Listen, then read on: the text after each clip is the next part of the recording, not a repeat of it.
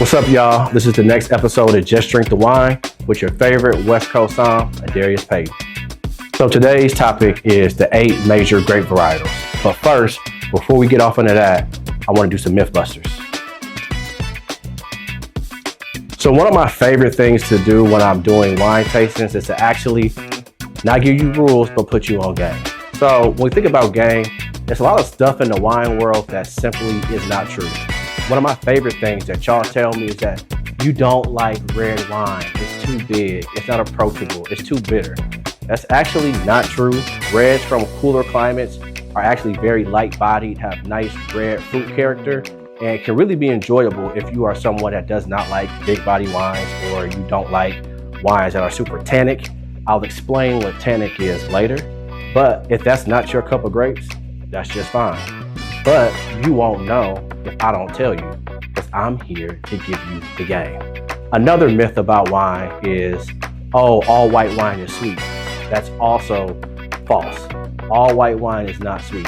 In fact, there's a lot of white wines that are dry. Most wine that you consume is actually dry because all the sugar in it is used to get with yeast and make alcohol. So if the wine is super sweet, more often than not, it doesn't have a lot of alcohol in it. So Stella Rosa, for example, I know a lot of y'all know that wine is notoriously sweet. It's 5% ABV for a reason, because the sugar is being used for you to taste and not create alcohol. Me, I like alcohol, so I'm good on stuff that's a little too sweet. But for you, it may be your jam, and that's fine. No shade, no tea. Again, that's just not my cup of grapes, but it can be yours. Another myth about wine that people tell me all the time is that, oh, like wine has to be aged. I can't drink young wine. All wine isn't actually age worthy. In fact, if you keep wine for too long, it can start to oxidize, which is a scientific term for oxygen getting to the wine, and then the shit don't taste good. So you just age something for net effectively no reason. Again, I'm not giving you rules, I'm just giving you game. Because at the end of the day, it's just grapes. So the first major grape is Chardonnay. Well, origins in France is one of the oldest grape varietals out there, and more often than not, Chardonnay was probably your first wine. And Chardonnay gets a little bit of a bad rap because when people talk about it, they say, oh, it's too creamy, it's too buttery. And that's not always the case. Chardonnay from a cooler climate will be very light. It'll have some fruit forwardness to it, but it'll also have a little bit of sweetness. Chardonnay is also called the winemaker's grape. And what does that mean? That means if you mess up the production process on Chardonnay, you're gonna be able to taste it in the wine. Typically, when you're making wine, you got a little bit of a margin for error, but with Chardonnay, that ain't the case. As I mentioned earlier, people often think Chardonnay is super buttery or creamy, and that's only the case if it's aged in oak. Chardonnay is one of the few white wines that actually get oak aged, and so when winemakers choose to do that, it does give it some buttery or oaky character. But more often than not, the Chardonnay can be fermented in what is called a stainless steel tank. And a stainless steel tank gives the wine a completely different character. It has no oak, no buttery. In fact, it's very light and it's very crisp. So one of my favorite things to do is for people to tell me they don't like something and then I find one that they actually like. Chardonnay is one of the ones that people go, I don't drink Chardonnay, it's too buttery. Incorrect. I got a Chardonnay that you can drink and you don't like it. Again, I'm not giving you rules, I'm just giving you game. Because at the end of the day, it's just grapes. All right, next, Sauvignon Blanc. And I'll be honest with y'all, I initially was not a Sauvignon Blanc fan until I got put on game. Sauvignon Blanc is a very popular white wine. Some people call it Big Sauvy B if you're nasty. And it's a white wine that goes very well with food. So why does Sauvignon Blanc go well with food? Well, Sauvignon Blanc is one of the most expressive grapes out there. Fun fact, Sauvignon Blanc is one of the parents of Cabernet Sauvignon, which we'll talk about later, but because it's got so much power, so much aromatic, so much minerality, herbaceous notes, if you will, that's why it was able to be the mom or the dad, I guess, of one of the most powerful grape varietals in the world. So when you think about Sauvignon Blanc, you absolutely compare it with seafood, salad, sharp cheeses. As I mentioned earlier, it's probably one of the most expressive wines. So when you go to sniff it, you're gonna get those herbaceous notes, you're gonna get those vegetal notes. But like I mentioned before, world of wine is in twos. So if you get a Sauvignon Blanc from New Zealand, which is a very popular Sauvignon Blanc region, you'll probably get more tropical notes, more grapefruit, more zest. It won't be as minerally, it won't be as vegetally, but it will certainly be powerful, just in a different way. So the third grape, I actually spent a lot of time talking about it, even though I don't drink it very much, and that is Pinot Grigio. So Pinot Grigio is interesting because it really kind of demystifies the world of wine, and it breaks what many people think is a cardinal rule. Most folks assume that the color of the grape skin is actually going to be the color of the wine, and that is false. You can make white wine from red grapes. It's all about skin contact. So Pinot Grigio has two names. It has Pinot Grigio, which is Italian for gray, and it has Pinot Gris, which is French for gray. Two different regions, same grape, two different profiles. The reason why Pinot Grigio is so cool is because it's a great white everyday drinking wine. So like you could drink Pinot Grigio on a soft Tuesday and like no one's gonna judge you for it. It has a lot more acidity compared to a Sauvignon Blanc. Not as much herbaceous or vegetal notes on it. It's actually more citrusy, if you will, from a fruit perspective, and not the best with food, but you could do it if you wanted to. But super approachable. When I think about Pinot Grigio, I think about summer. On the contrary, Pinot Gris, which is popular in France, it's also very popular in Washington State. It's got a little bit more acidity than Pinot Grigio from, say, Northern Italy, but it's a little bit lighter in terms of the profile. So when you think about Pinot Grigio or Pinot Gris, think every day, summertime, it's hot outside, I'm in the backyard, I'm chilling, I'm at the pool for my pool folks out there. I can have a glass of Pinot Grigio or Pinot Gris and have a great time. Riesling. Riesling is similar to Moscato in that most people assume it's sweet, but actually Riesling is a grape that has the most attitude. Attitude, what does that mean? Well, wherever Riesling is grown, that's what it's going to taste like. So it's typically grown in a cooler climate, so it's got low sugar, very high acid, and even though it comes off as sweet, it's not because there's a lot of sugar in the wine, it's actually because the acidity is so damn high that when you juxtapose it against the sweetness, it tastes sweeter. But it's actually not really a sweet grape.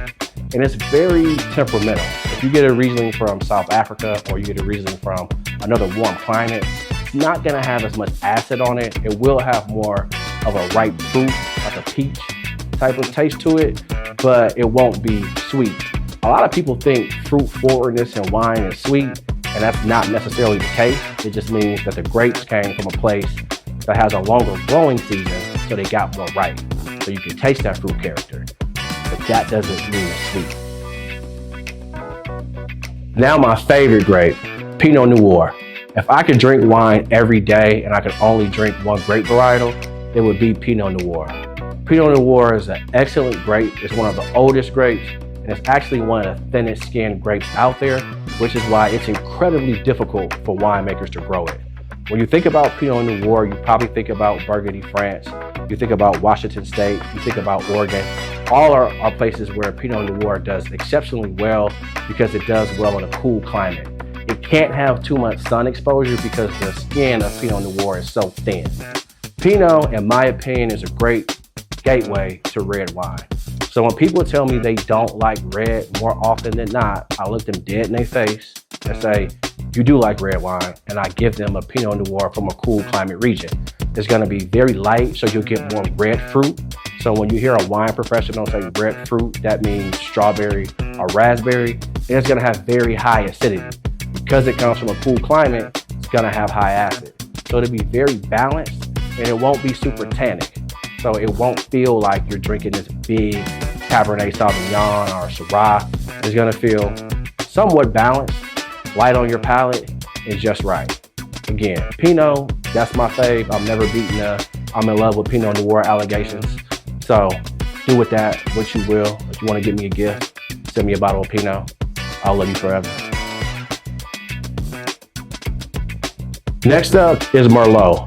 Merlot is one of those red wines that's like in the middle, like kind of middle of the road, like not a big body per se, not necessarily super tannic, and it's very enjoyable. It typically comes from a moderate climate. So if you know anything about Bordeaux, I know it's a super popular wine region. That is a region that's very popular or known for Merlot. Merlot is all about balance. So it's gonna have more ripe red fruit. So think like a plum or a blackberry. It'll be balanced in the sense of it won't necessarily have a whole lot of acid or tannin on it, but it is a great blend. So if you ever have a wine from Bordeaux, more often than not, it's gonna be Cabernet Sauvignon and Merlot. So Merlot is there to bring the balance. It's to bring everyone together type grape, if you will. I don't drink a whole ton of it. I don't dislike it. I actually kind of love it a little bit. I just don't necessarily drink it a lot, but you should go out and try it. Cabernet Sauvignon. Cabernet Sauvignon and the steakhouse go together real bad. So when we think about red wine, just about all the stereotypes that are out there are probably talking about Cabernet Sauvignon. It's one of the oldest grapes and also one of the most popular. If I recall correctly, Cabernet Sauvignon is the most consumed wine in the world. Why? Well, because it goes well with a steak. Nah, just kidding. There's more to Cabernet Sauvignon than that. Cabernet Sauvignon is a thick-skinned grape, so it grows in more warmer climates. It's got a longer growing season, which is why it can be super tannic. Tannic, what does that mean? Tannins basically come from the stem, seed, and the skin of a grape. And what it does is it has a mouth-drying effect. So whenever you drink a wine that's high in tannin, it's gonna dry your mouth out really quickly, which in turn, if you like me, it's gonna make you wanna drink some more. Cabernet Sauvignon is probably one of the most tannic wines out there. It is a big body, so when you see it poured in a glass, it's gonna be very dark. It's gonna have lots of character. When you swirl it around, you're gonna see the legs come down the side of the glass. What are legs, you ask?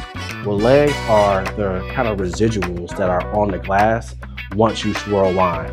The higher ABV a wine has, the more legs it has. So if you like a big body, you like them a little thick, like me, Cabernet Sauvignon is gonna be a wine for you.